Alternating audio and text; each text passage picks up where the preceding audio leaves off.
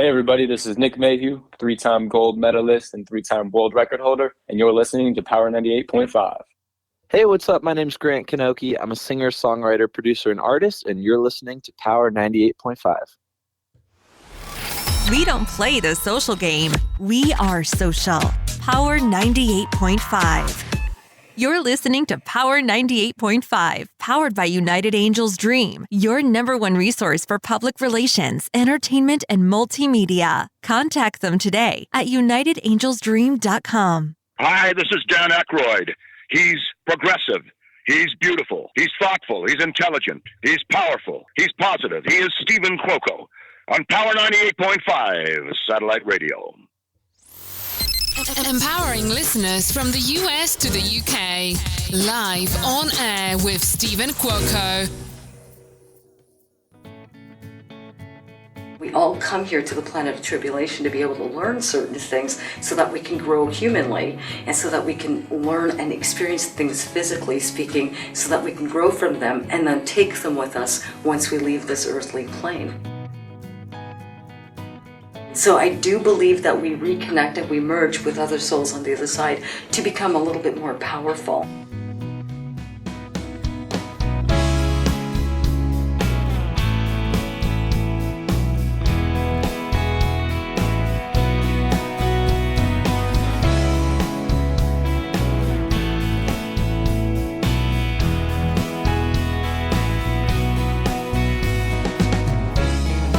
My job is to enlighten people, not to make them feel bad.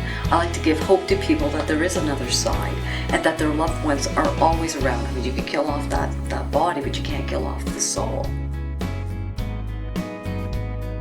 I am joined by a very special guest, Medium J. Lane. Good morning. I just tell people to be really open-minded. You don't remember who you were or what you were before you came into this lifetime. And I believe that that energy is here before we come into being and that we come here to learn these experiences so that we can carry them through and evolve to higher soul levels. So I believe that when I speak, as some people say, to the dead, I believe that I connect with the higher consciousness of that individual. When you're in a room with collective, openly minded people, it's amazing the power that you feel and the energy that you feel. I'll give you an example. When I go into a show, a lot of people say, well, geez, you're a medium. How come you're like dancing and acting crazy? Because I need to raise the vibration in that room. I need for people to get excited. I need for spirit to come in, right? And spirit will always come in stronger when there's a big bunch, and they're very clear. The loudest ones speak, trust me.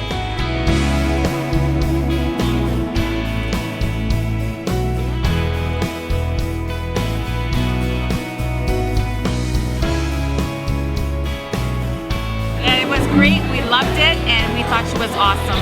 Unbelievable. Very happy.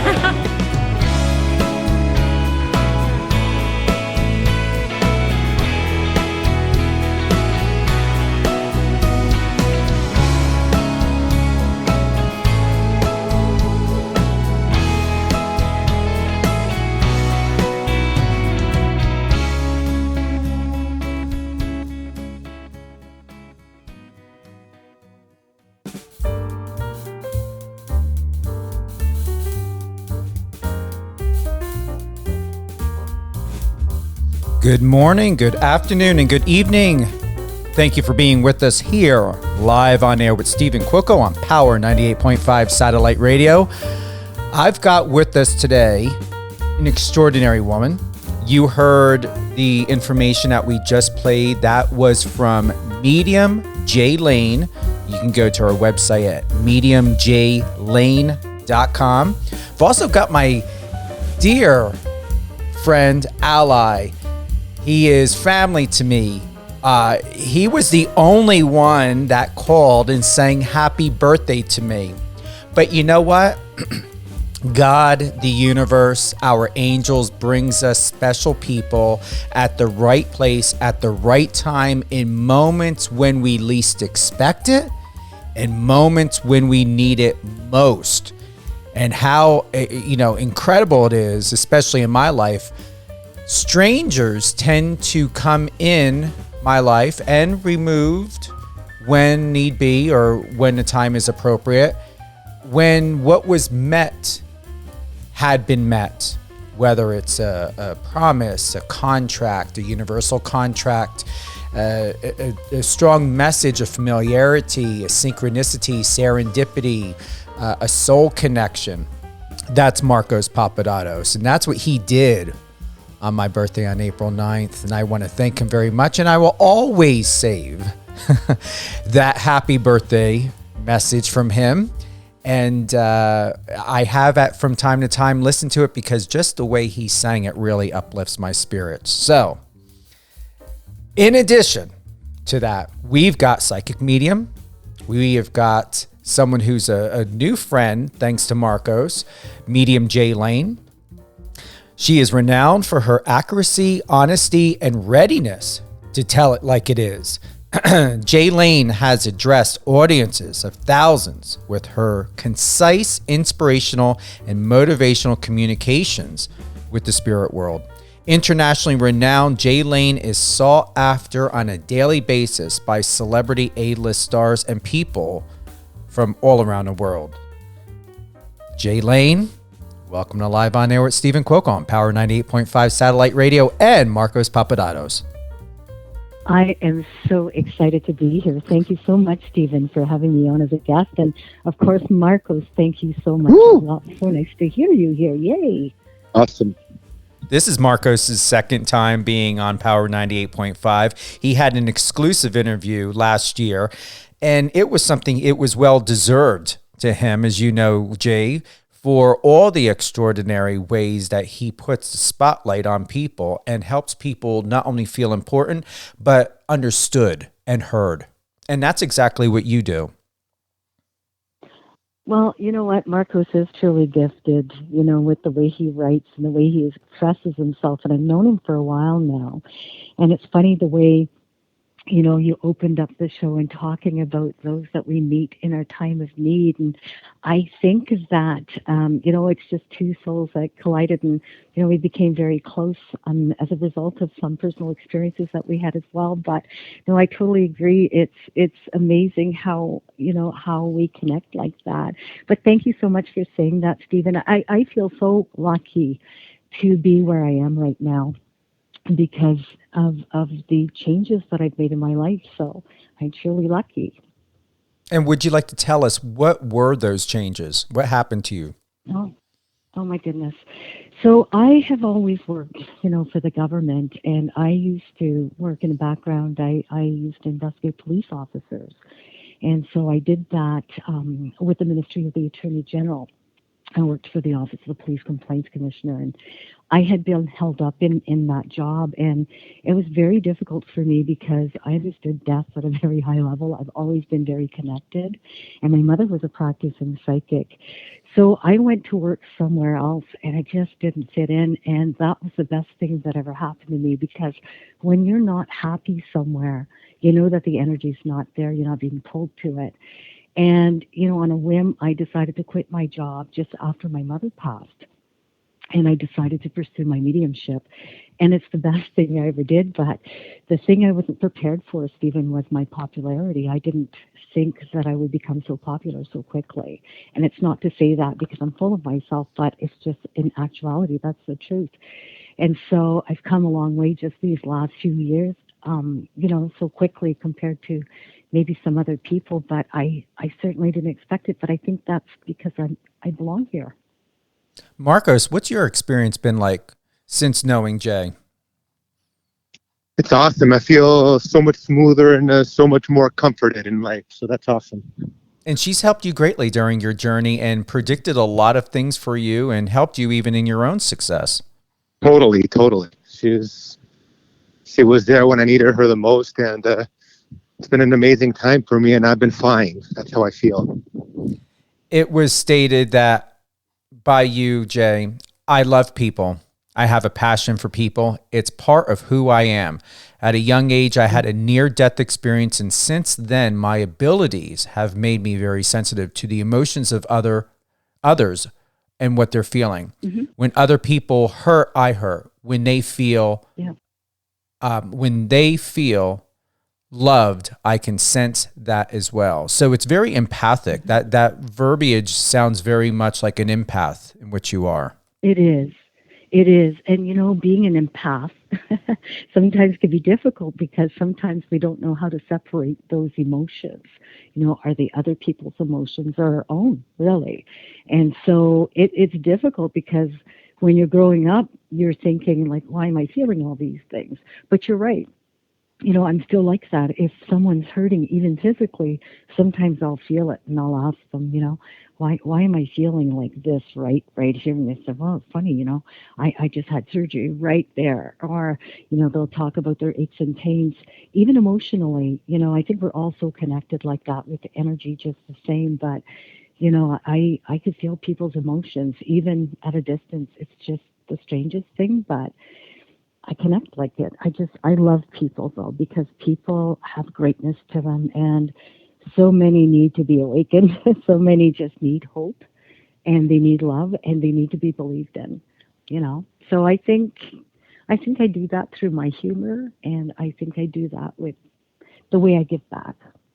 For anyone who may not understand what it means to be an empath and a medium, could you enlighten the listeners and to people all around the world? What would you say to someone or a group of people of what it means to be an empath, and what are the things that an empath goes through? Because animals are very empathic. I believe humans innately are empathic. It just depends on how they enter into this world, how they are raised, the environment, whether it constricts or what I say it deactivates, or how it activates it.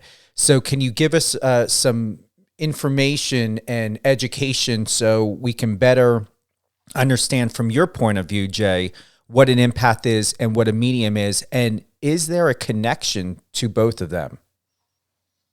Yes, absolutely. An empath can be a medium, but that is such an amazing question, Stephen, because an empath is somebody that takes on the feelings or feels the emotions or the energy of others in a very big way, to the point where sometimes they're feeling their pain, they're feeling their mistrust, or they're feeling just generally the emotions of that person.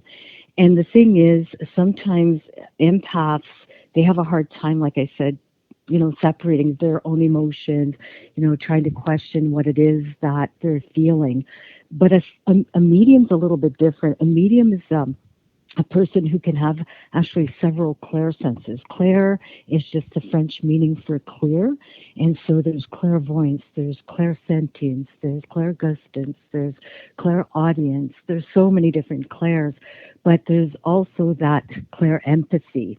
And clairempathy, psychics have it. Also, they use this method to try to determine, how a person is feeling about a certain situation or how it's affecting them. Empaths are not always mediums, though.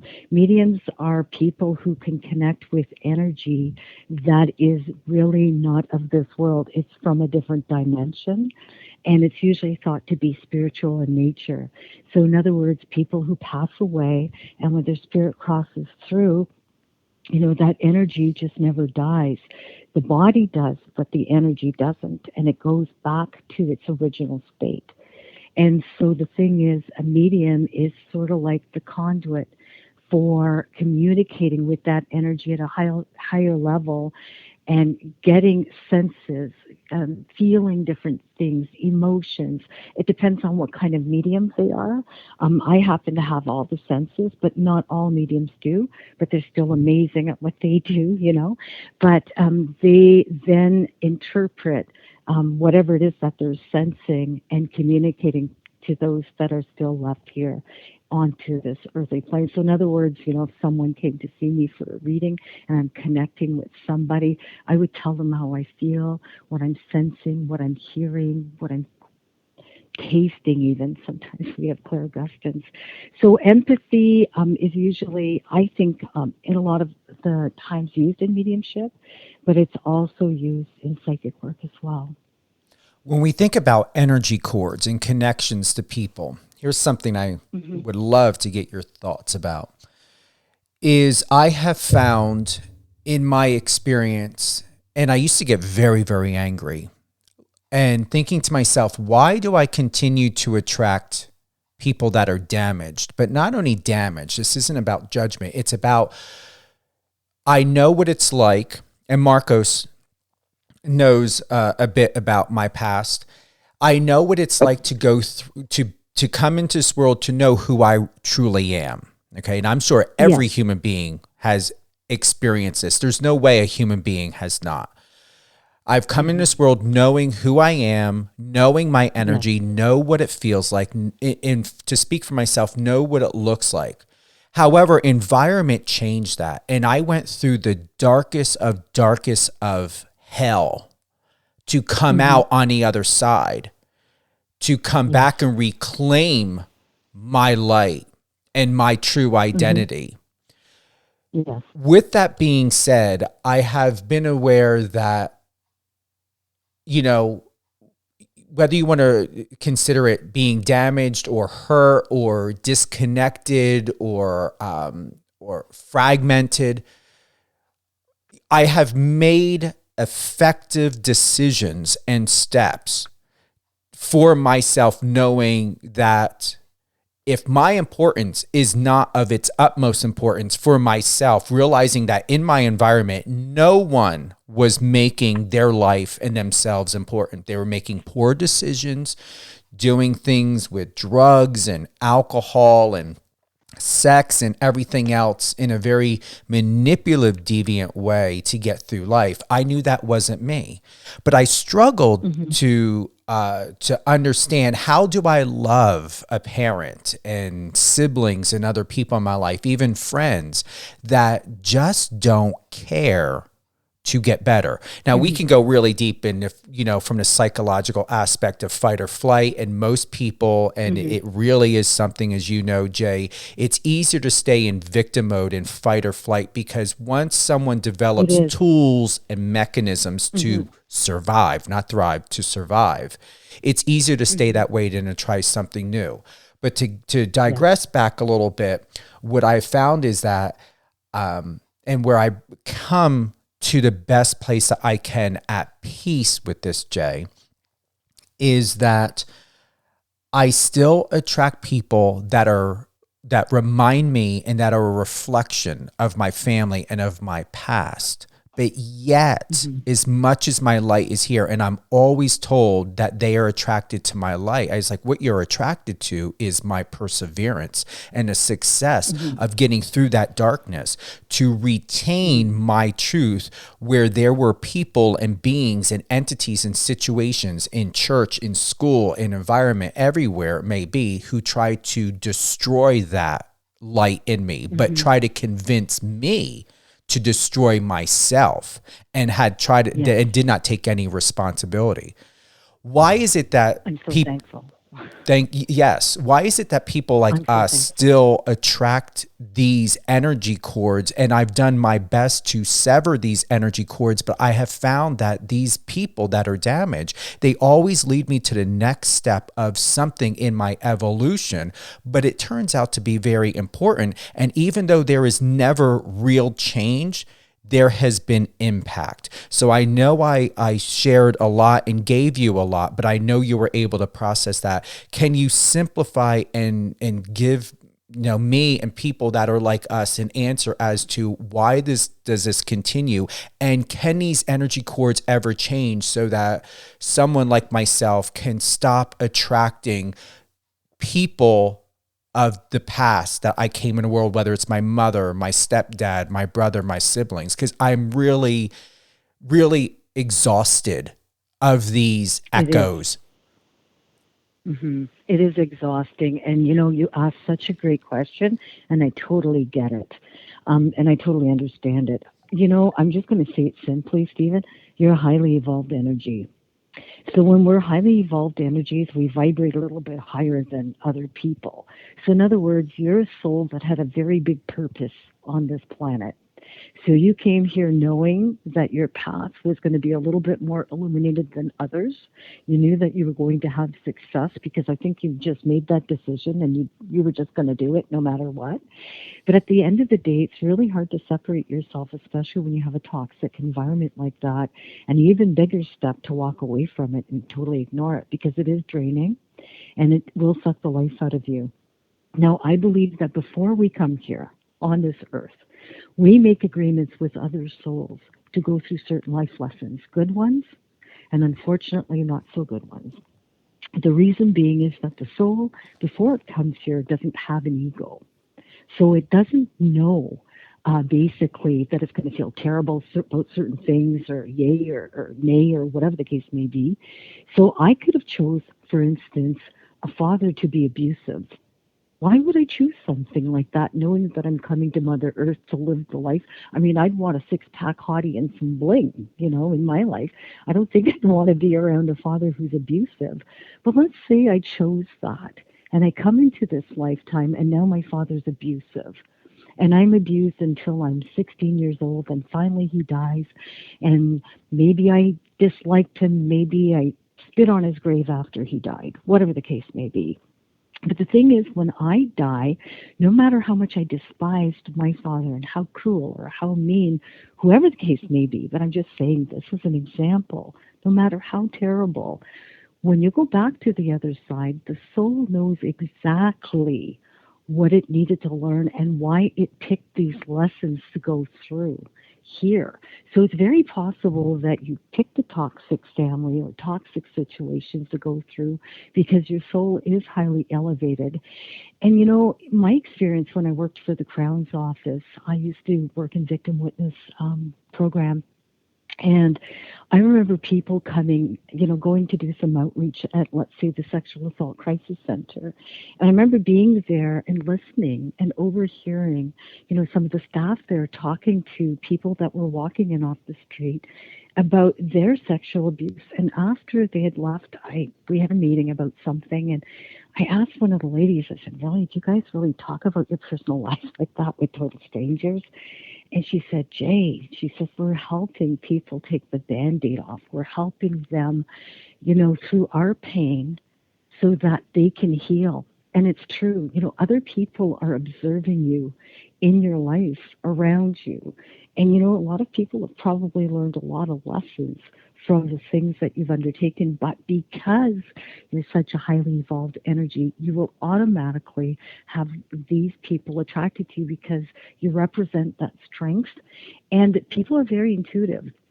They know, and like if you're a magnet to someone, you're either an old soul or a very highly evolved one. And so I think you're a very highly evolved energy, but I always explained it like this, Stephen. I don't know if you know what the game Plinko is. I don't. You ever hear of that? Plinko is a game that used to be on The Price is Right.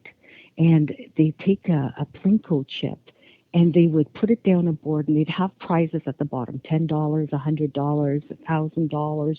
And you would let this Plinko chip go down the board and it would hit all these little pegs and it would land in one of the prizes.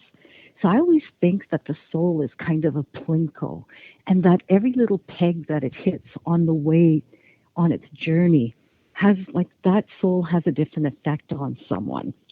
So, at one point there must have been somebody that had an effect on you. And if there wasn't, if you dug yourself out of the situation and you were able to be so successful with what it was that you were going to undertake with, the things that you didn't want, because you learned very, very, I think, early exactly what you didn't want in life. And I think that you decided to go for it. So that's why you didn't jump into the, the sex, drugs, and rock and roll thing. But I believe that people like us do attract that because we also inspire hope in them. So maybe they look up to you and think, wow, I'd like to have that energy, or I'd like to be like that. And it's unfortunate that, sometimes it is toxic, but what you need to do is just, put yourself out there so much, but then draw the line as to, because you're going to have to set some kind of boundaries for yourself so that people don't suck the energy out of you because you're also an empath, right? So it's to close that off. And it's hard to do sometimes because we have big hearts. I will be honest, one of the things, and I have really worked in this area to not be angry any longer. I mean, I'll be honest, I just turned 48. I am at the best place in my life with the most peace and more importantly, Jay, feeling safe. Because I'm not going to lie, as much as, people like my friends, my family, they don't check in on me. I always have been told that they are very confident everything is going to work out, but I am human. And sometimes it does help to have another human be reassuring you, as you may know. That's why I always check in on him. And he does. Yeah. He does. Marcos does check in. He does. And with that, I will say I am at the best place and at the most peace, and I do feel absolutely safe. I will say that I am still slightly frustrated, and I wouldn't say annoyed, but frustrated, but also on edge, because it's like what you said is perfect and it's accurate, Jay. I just would like to be also in a place to be able to, if, as my mentor once said, Vivian Sammartino, she said, Steven, you are a traveling healer. And I understand that, and I receive that.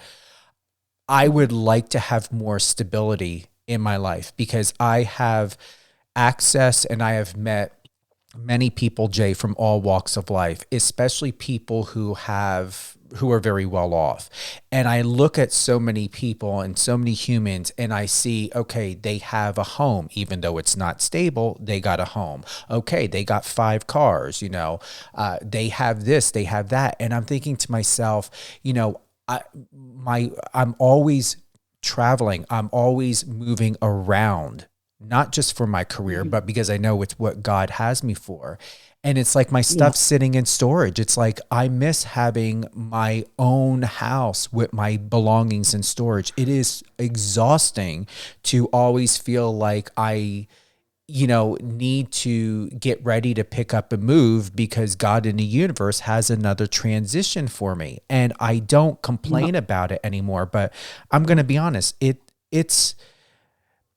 I just think, and I'm going to close with this and hand the mic back over to you. I just would like to, at my age, I think to myself, and what my parents have done, my parents who adopted me, what they tried to do for us, myself, my brother, and for themselves, is I want to be able to have a home. And if I never see it, or if I'm only there 2 times out of the year, great.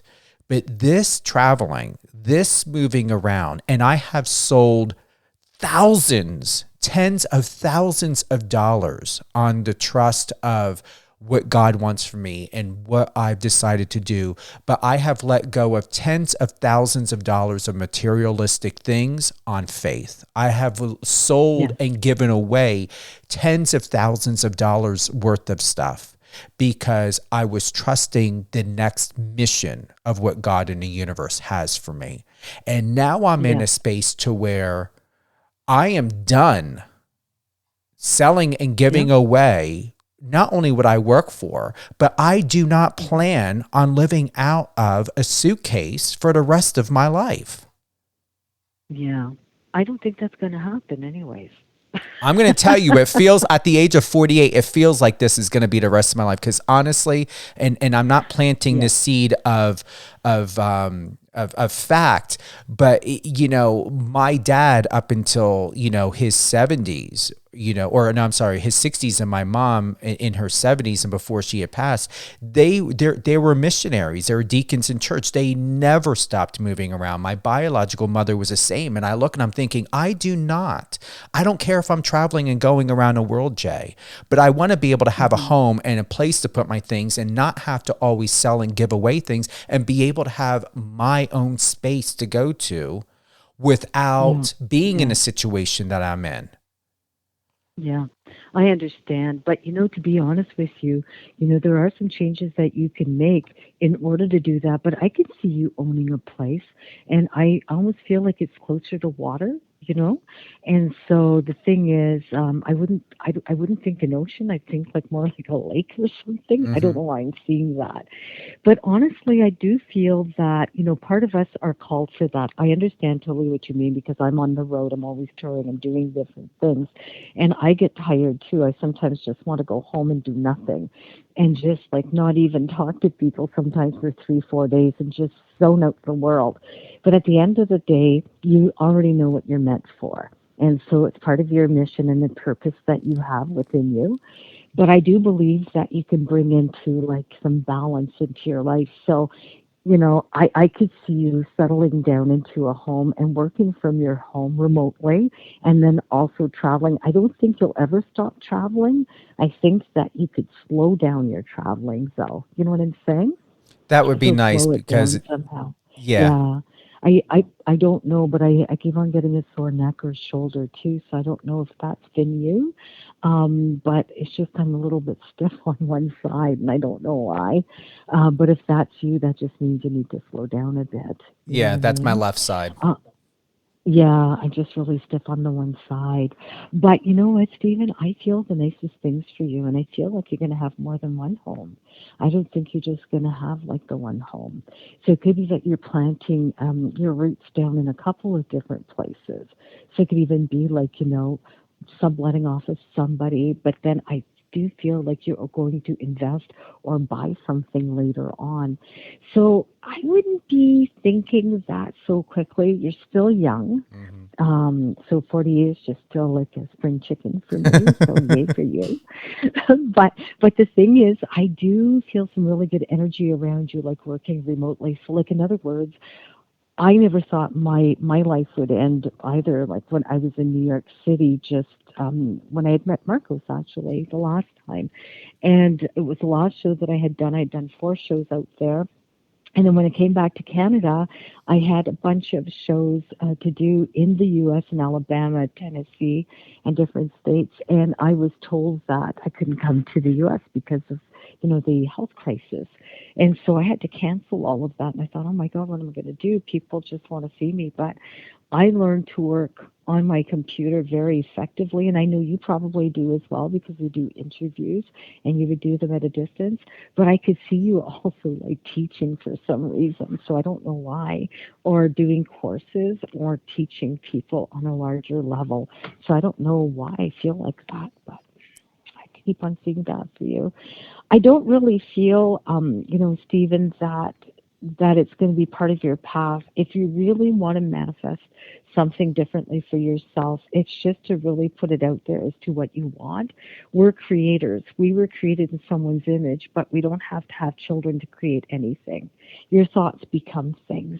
And I believe that everything around us was once a thought, even down to the paintings that I have on my wall. Someone had a beautiful dream and they envisioned that. They painted it, and I can only draw stickmen, so I bought it, But at the end of it all, I guess all I'm trying to say is that I think that you can create yourself a bit of a different destiny if you really want to, and I believe that you're going to do it. You're pretty strong. I'm doing that now, and thank you for that, Jay. And yeah, it's especially when I'm on different coasts. Like I was on the East Coast, so now all of my things have been in storage for this coming month will be a year, and now now I'm back on the West Coast, so now I'm here. So yeah, I have no problem. Get a home on the East Coast, have a home on the West Coast, and then it's 2 different places I see you selling in. Yeah. Yeah. And then somewhere I definitely would like to be out of country, somewhere out of the U.S. That'd be beautiful. But I could see you doing that as well. And the thing is, I could see you teaching for some reason or doing some kind of recording or videos and then I don't know, some kind of teaching maybe. I don't know, but I see that. Well, you will still be around for that confirmation. There, good. Yeah, well, I plan on being around for a while. I'm not expiring for a bit. And Jay, tell us about your latest ventures. Oh my God, Marcos, I'm so excited. I've been working, of course, on a tour. I'm starting next month in Canada. And, it's my first tour since being on tour with James Van Prague. So I'm really super excited about it. I'm going to be in the States actually in June. We have a television series under development, and my management, of course, is in the U.S. So I'm super pumped about that. I cannot wait. And the inspiration actually comes from when myself and my management were in New York City. And so I'm really excited about this show. I'm also, I don't know if I told you this, Marcos, but I've been working on a podcast called The Psychic Jam.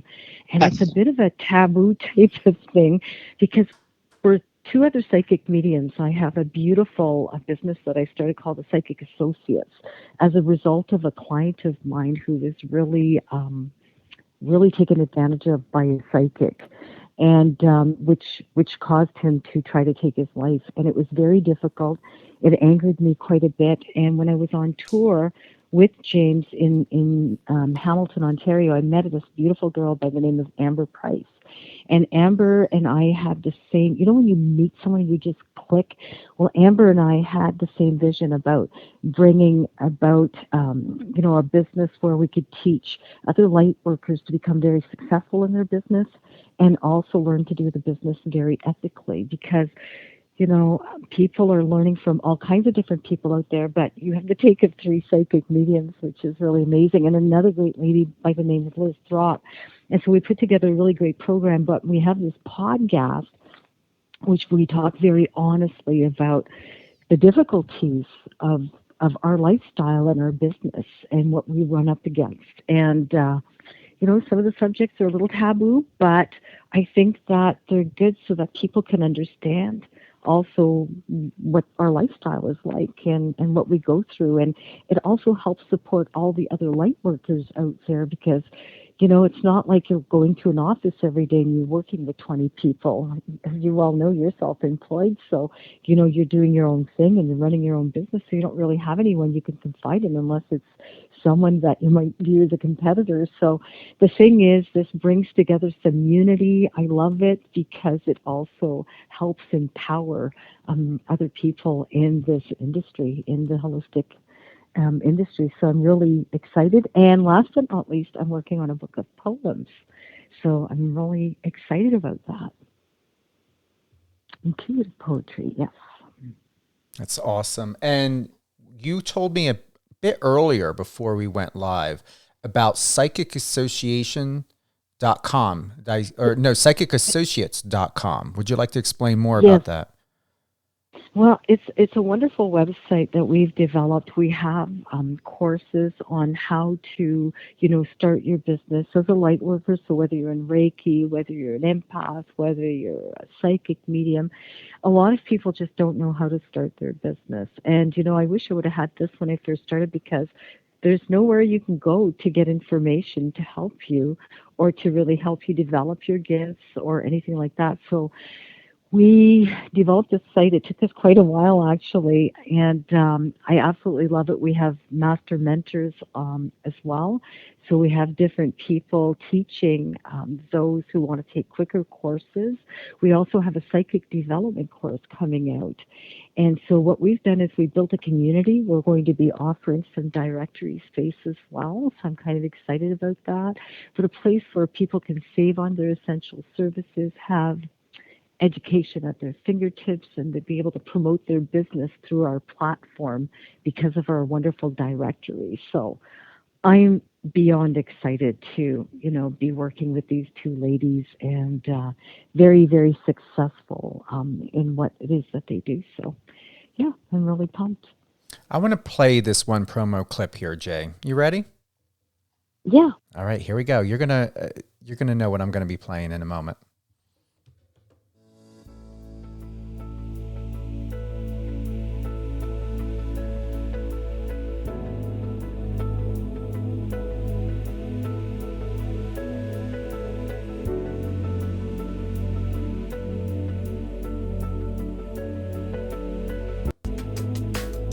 I thought this was the one where you were talking. Where is it here? Hold on. My assistant's getting it. Is it this one?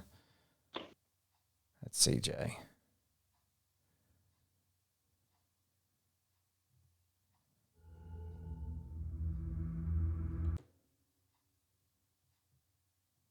going to have it in a moment. Okay. This earthly Do I get plane. points if I answer you?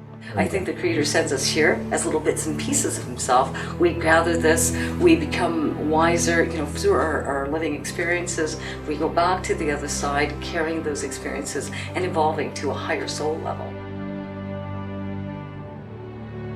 So I do believe that we reconnect and we merge with other souls on the other side to become a little bit more powerful.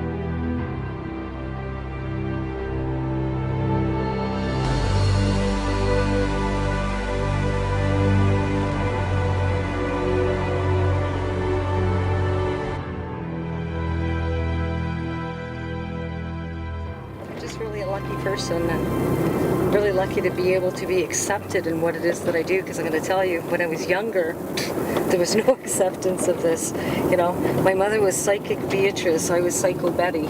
Kids can be really cruel, and so it was really difficult to try to get over that stigma. Even growing up, coming out of my little spiritual closet was something difficult. I feel like I always have to turn somewhere around here. What I would like to touch on with that, and what's absolutely perfect in what you shared, Jay, is what can you say to a child, a person of any age, when they are coming into their gifts? And where I'm going to go with this is very important. When we think about the church, when we think about religion, we think about, certain mindsets and thoughts out there, no matter what.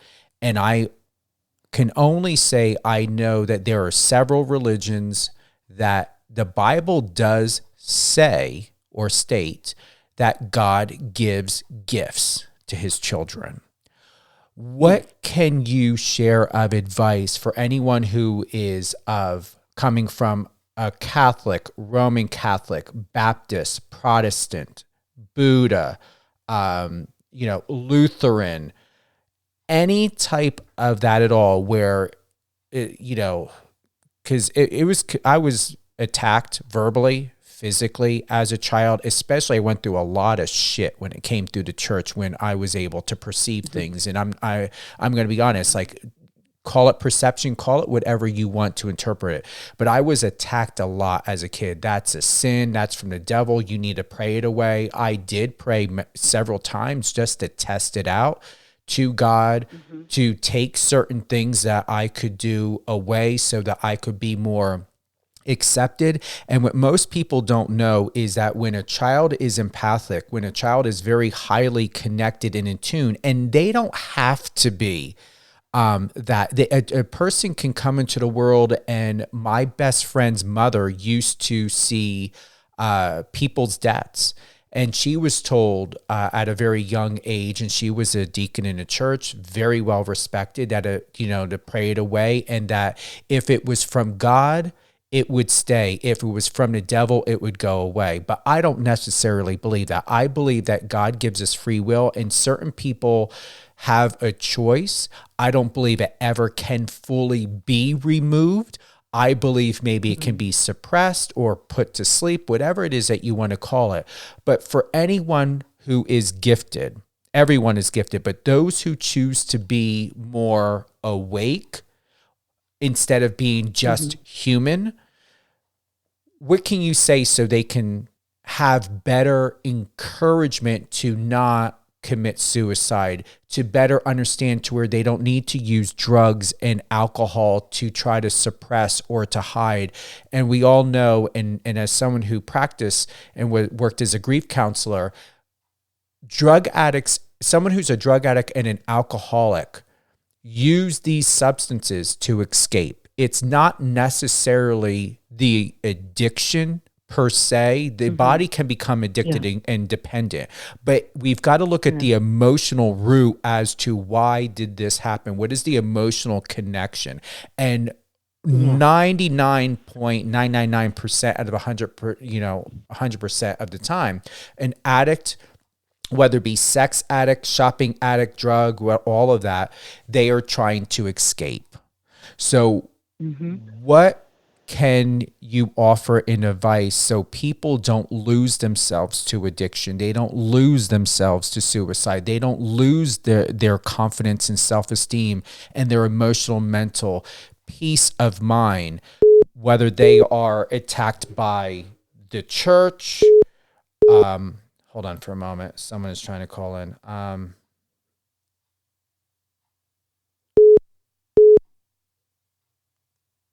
All right. When someone is attacked by a church member or in a church, what can you say so they don't, so they can start living their life and not have to be so fearful? It's such a great question, Stephen, and it's true. Alcohol and drug addiction is really a symptom of what you're going through, and it's so difficult.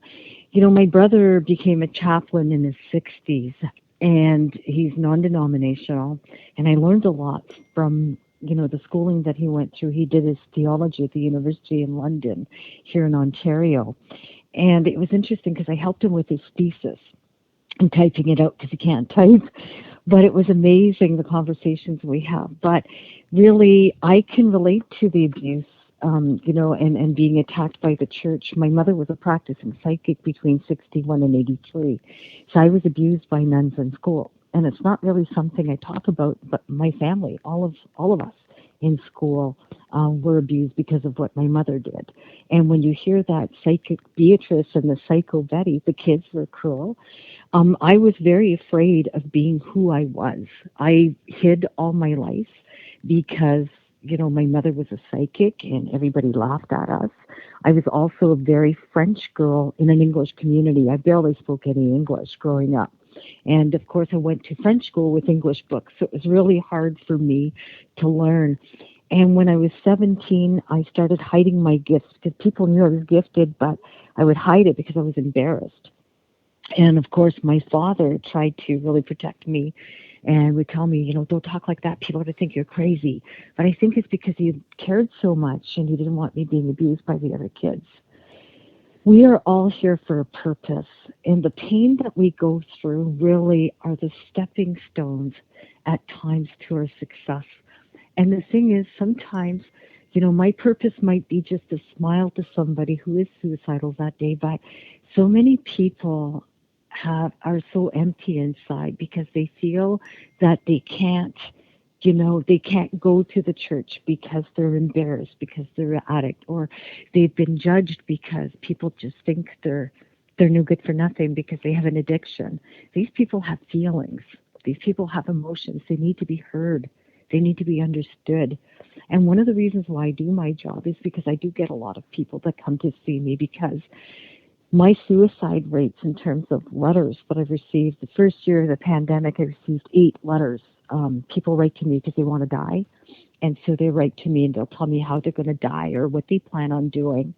And it's very disturbing because I've never been trained as you have, Steve, like as a counselor. So it's really difficult. I've worked more or less in policing and courts, and I've seen a lot of this stuff. But, I think it's just the support. People need support. They need to be loved. They need to be heard. So anybody out there contemplating suicide really need to try to, as much as possible, to talk to people that they trust. And if you can't find somebody that you can trust, you need to find help somewhere else and speak to someone professional that can help you deal and cope with the emotional stress that you're going through. I mean, I had people writing to me in the second year of the pandemic, Steve, and I received almost 100 emails in that year of people wanting to die. One ambulance driver who didn't want to bring COVID to his wife and family, who wanted to go and kill himself because he figured that he could save his family this way. But what he didn't realize was that maybe he wasn't going to get COVID, and maybe he wasn't going to give it to his wife, and maybe everything would be fine. And it's always that hope. We need to really listen to people. We need to reach out and help them. And I think that so many people feel alone. They feel like there's nobody out there, but there really is a lot of people out there willing to listen and a lot of people willing to help these people, So suicide has a big place in my heart. I've had experiences around that in my family. I had a murder-suicide in my family. My stepsister's husband killed his 3-year-old daughter. He drowned her, and then he killed himself. And it was very hard on our family because We couldn't find her for 10 days. We found him first before we found her.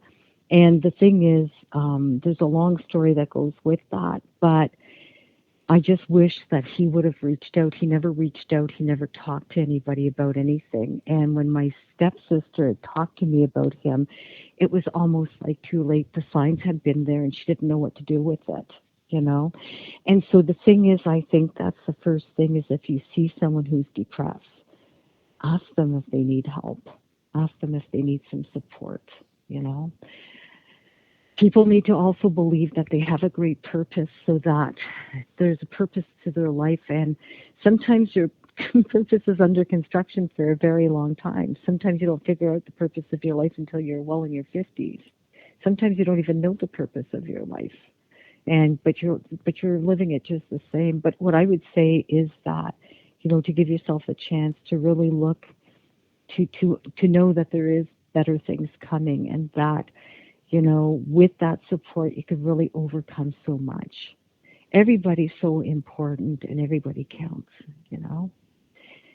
I could talk forever about that, Stephen. It's just such a passionate subject for me. I understand. And in my research, when I used to be a grief counselor, worked with people from smoking to, you know, struggling with death, addiction, identity crisis, sexual identity crisis. One of the biggest things, and what I learned coming from a background of Roman Catholic on my biological side, Baptist on my parents were very Baptist who adopted me, is in my learning, I wanted to find out for myself the history of the Bible, the revisions that it had gone through. And I actually have printouts and factual sheets of what the Bible has gone through within its own evolution. And we're understanding and have friends that are Protestant and Buddhist and Catholic, Roman Catholic, Protestant, Mormon, even atheists. One of the things that has always been familiar, even what I've learned from, and I did well over a decade of research on this, if not longer, if not 2 decades, within my journey of meeting people, is that there are even atheists. What has been a common understanding and acknowledgement that there are demons and spirits in this world, that there are benevolent and malevolent, benevolent, good, malevolent, evil energies or entities. And then there are areas of people who believe in poltergeists and things like that. I know coming from Roman Catholic, they believed in poltergeists and demons and spirits and possession and everything.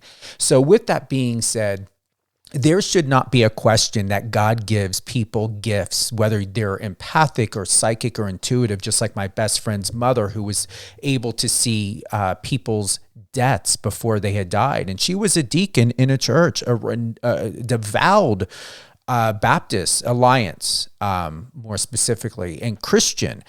And with that being said, what I've also come to realize that those that are bullied the most are actually the most powerful. And I've come to understand and to, in my research as well, when I had talked to parents who have come to me who wanted me to talk to their children, I've also counseled and worked with people with Asperger's.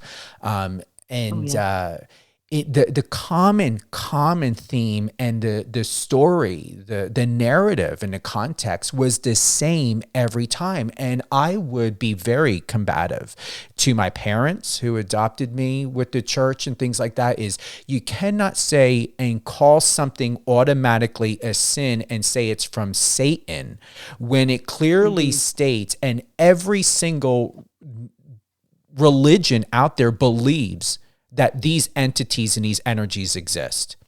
And where there's a devil, there is a God.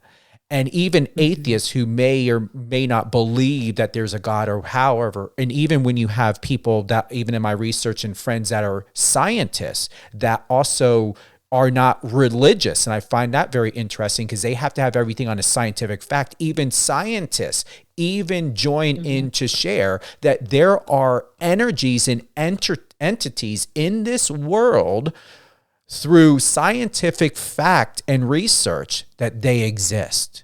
So you got to look at the facts. Take away the fact of whatever you think of potentially, whether you're religious, non-religious, whether you believe or not believe in God, that even down to science, there is scientific fact that what the eye cannot see, what we cannot tangibly see in physical form exists. And there has been data on this. So with that being in effect, yes, there can be psychics, there can be mediums, there can be empaths in this world. Animals are empathic. Another scientific fact and proof. I believe it. So when someone is bullied, my encouragement to everyone is they may not be bullied because they're bullied. They could be being bullied because malevolent energies or entities are working through another human being that is not connected, completely connected to themselves, and is channeling through to try to destroy. I'm a product of that. I've had many people from all walks of life try to destroy me.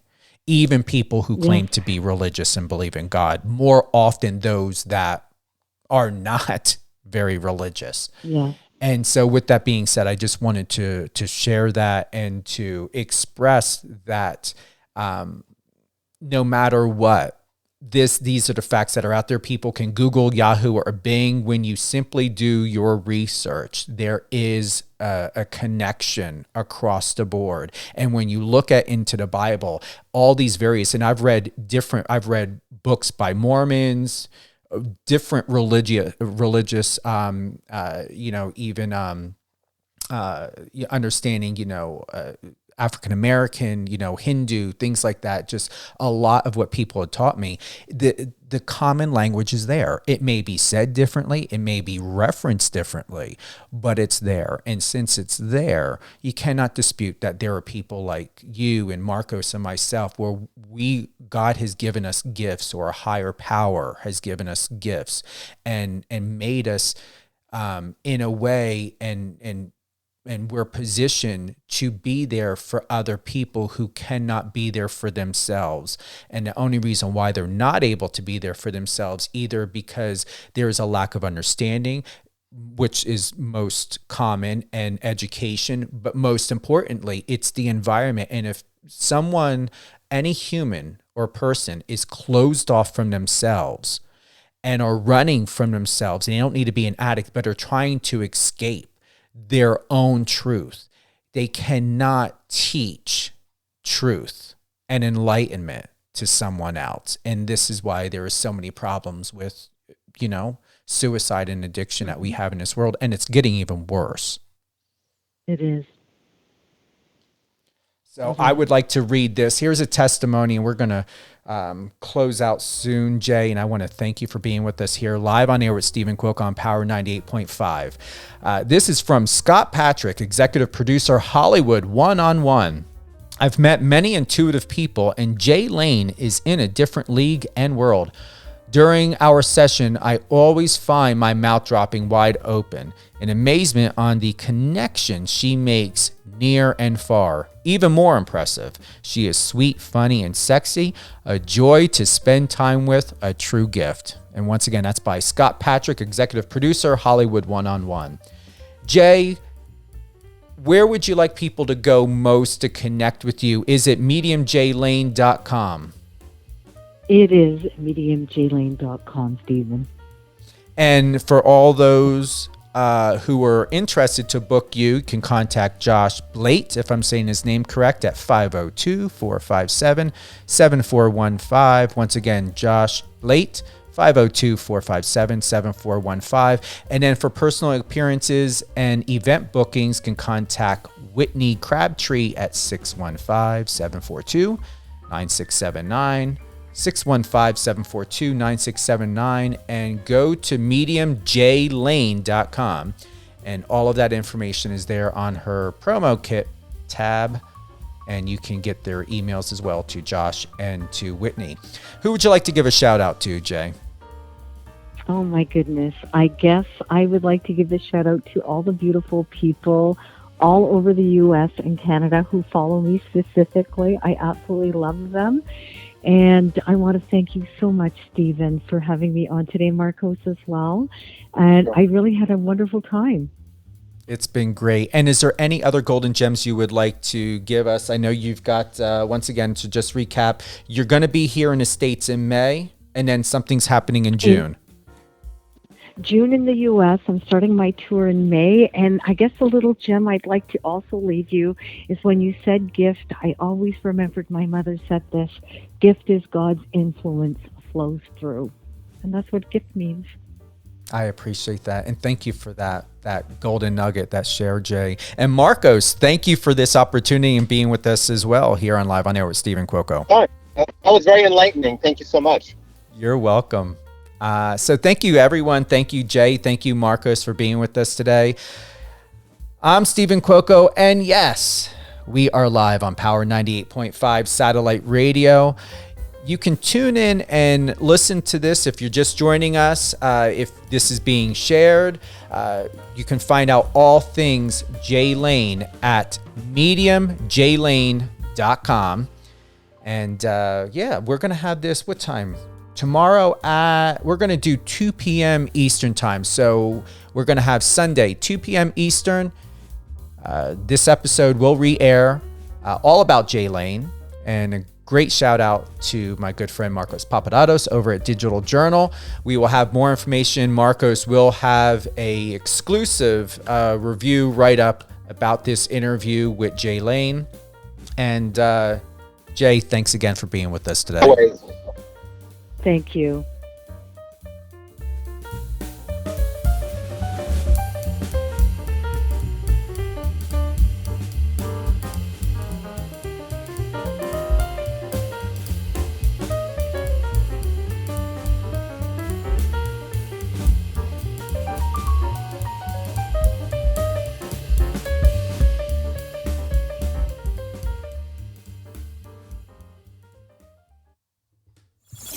Friend us on your socials and let's connect.